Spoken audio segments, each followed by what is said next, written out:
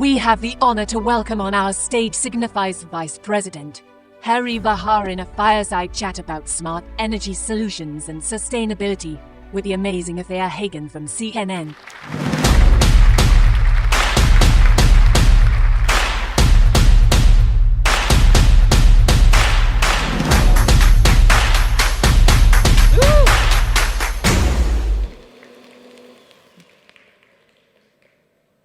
Hello, everyone.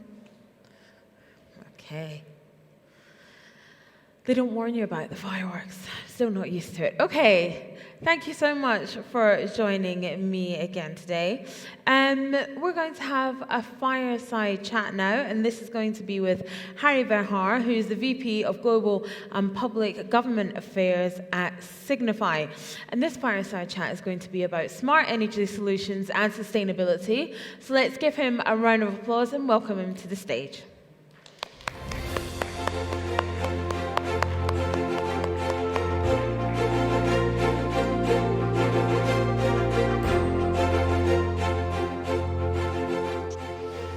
Hello, Harry. Thank you for joining me. We don't actually have a fireside, but we did have fireworks, so it's almost the same thing. Now we're going to talk a little bit about smart energy solutions and sustainability. So, the energy landscape is undergoing fundamental transformation towards decentralized, distributed, and cleaner energy based mainly on renewable sources. Now, this ensures a reliable, affordable, and sustainable energy supply, but also requires various technologies for generation, conversion, and utilization, along with integrating infrastructure. Now, digitization is the key for the future energy sector and smart cities. So let's discuss the current trends and challenges in the smart energy sector. You are Verhaar, VP of Global Public and Government Affairs at Signify. Thank you so much for joining us. So, if you guys want to tweet or put anything on Instagram about the discussion that we're having or anything that we're doing here today, you can follow us at Webit and use the hashtag Webit also. So, Harry, the past 2 years have presented many challenges in front of us, namely the pandemic that brings economic, social, and health challenges. And of course, we have the war in Ukraine and the geopolitical issues that throws up as well. How do you think that everything that's happened over the past 2 years has made us rethink our source of energy and fuels that we use, especially in a time where fuel prices are so high, and also the way that we exchange and live on a global scale? What do you think are the positive changes, if there has been any, and the solutions that might come to life from the past 2 years? Okay. Thank you, Afua. Thank you all for being here. I think, we've never seen more crisis at the same time as is happening to us now. But I think also finally this has made us realize that we are at a critical moment in time. So we need to rethink. We need to rethink about the energy. How do we power our economy? And also how this relates to climate change, to global warming. And I think there, maybe take a little sidestep on global warming. So you might wonder, there's a lot of debates about keeping that within 1.5 degrees centigrade. Yeah, what does it matter, 1.5 or 2 or 3?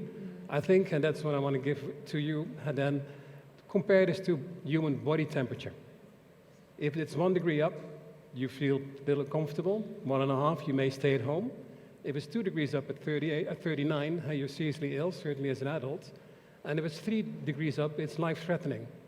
And this is what is happening to the environment and to, let's say, to the biodiversity on which we depend. And that means that we need to rethink how do we power the economy. And it's not only about rethinking. I believe here very much in what I call the 10-20-70 model on how we spend our time. So 10% of our time we should spend on inspiration. So rethinking, engaging, how do we make this story tangible? How do we get people along? How do we get them to vote for this or to adapt their buying behavior? And 20% of the time we should spend on aspiration. So who should do how much and by when? Carbon neutral latest by 2050, LED lighting, of course, as soon as possible. But then 70% of the time on what I call perspiration. So rolling up your sleeves, I've already done that, you see that? And getting the job done. So acting on this, and then investing in, let's say, in green digital solutions, because they make our infrastructure, which for many of us starts with our home, and more comfortable. It lowers our energy bill. It makes many things in life more enjoyable and cleaner. Now, what impact do you think the energy transition will have on stranded assets? Yeah, so if you talk about stranded assets, I think those of you who look at that from maybe even just from the news, how you think about coal-fired power plants and oil platforms, and there's a lot of money invested there, and you might think, yeah, should we operate them till the end of their lifetime? Should we finance or subsidize so they keep on running? Because there's a lot of money in there. I'd like to compare this to stranded assets much closer to home. You see that, we all see the advance of LED lighting, but then still, on average, every European home has about 10 incandescent light bulbs and halogen lights. And those are very inefficient. If they run these 10 points like 3 hours per day, electricity is 25 cents per kilowatt hour. My bill just got increased last week. That costs you 150 euros per year in electricity. Well, LEDs are 20 times more efficient, so they will only cost you €7.50. So this means, comparing that with coal-fired power plants, the big stranded assets, that also at home, it doesn't make any sense to wait as long as they last, because they cost you a lot of money. And it also means if you would subsidize all of that, but then starting with the big power infrastructure, we have to pay twice. So one, to keep it running for as long as it goes, and second, then still to go green and digital. So my lesson there is then, yeah, let's all convert as soon as possible. And it's also really needed to limit global warming. Now, what are the biggest challenges in your work lately? And what are the most important achievements in your work that you think are worth sharing with us here today? I think that the biggest challenge is speed. I was once asked if I'm an optimist or a pessimist, and you might also think I'm an optimist or a pessimist yourself. And my reply was I'm a concerned optimist. So I'm an optimist because efficiency, clean energy, electric cars, so that's unstoppable. But I'm concerned because everything we need to do is only going at half the pace that is needed. So we need to double the speed of change. And this is possible. So we made in 2015, when we were in Paris at the climate summit, there was no Paris agreement yet. So we also felt, yeah, we need to put a stake in the ground. So we made a commitment to become carbon neutral as a company worldwide in 5 years. And that helped, I heard later on from the UN, the whole process to get the last countries across the bridge. But also, and we achieved that. In September 2020, we were carbon neutral. But also, yeah, we are the global lighting leader. I think some of you still know us as Philips Lighting. So our name changed because we're now a standalone company. But then, yeah, this whole transition to LED lighting, it's super exciting. So we see that, and our employees see, it contributes to environmental goals. You could say environmental goals is also the quality of a living environment. It makes things more affordable for households, for cities, for companies, for countries. And actually, the technology is also providing lots of benefits. We see cities that have changed to LED street lighting, smart LED street lighting, and the number of nighttime traffic accidents goes down by 30%. And also, street crime, so assaults and burglary goes down by 21%, we see from more and more statistics. And that is simply because the quality of light is better. So people make less mistakes and they're less naughty, you could say. And this goes for many technologies. Electric car is more comfortable, it's super cool. So I think all of these technologies, if we realize that it's in our self-interest and let's say the quality of our lives to make those changes, then it might help increase the speed. Yeah. Now, should emissions reductions ultimately be driven by producers and suppliers or the commercial and domestic consumers of energy? What is the role of new lighting technology in reducing emissions?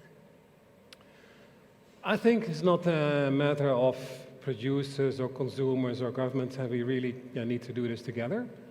And I think also there, in our case, but I think also in many other cases, technology helps. So LED lighting is digital, so all light points get an IP address. So we actually see then changes in the business model. And we see then, we're then able to move to what we call lighting as a service. I think in many cases, we should go from invoicing hardware to leasing as a service. We already do that with cars, many of us. But it means then if technology is digital, you can connect all those IP addresses and you can do a project at city scale. So not street by street or floor by floor in a building, but also at company scale. or for all the public buildings in Sofia, if they go digital. And it means you got more savings, you got a bigger project, it's more easily financeable, and you can take away the hurdle for the renovation budgets. And the same for consumers, which is, I think, where utilities come in. So utilities should also move away from selling more kilowatt hours and more cubic meters of gas to energy as a service. And if they invest in solar panels, if they invest in LED lighting for all of us, then actually for them this is also the new world in which they will survive as much as any of us.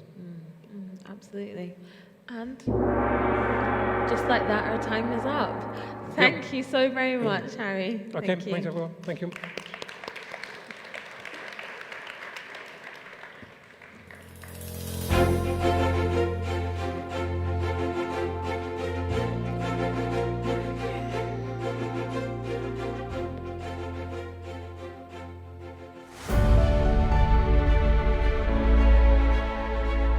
We are excited to invite on the main stage another startup vertical and the founders in the clean tech and smart energy vertical, along with Webit Collective Intelligence, the international investors jury.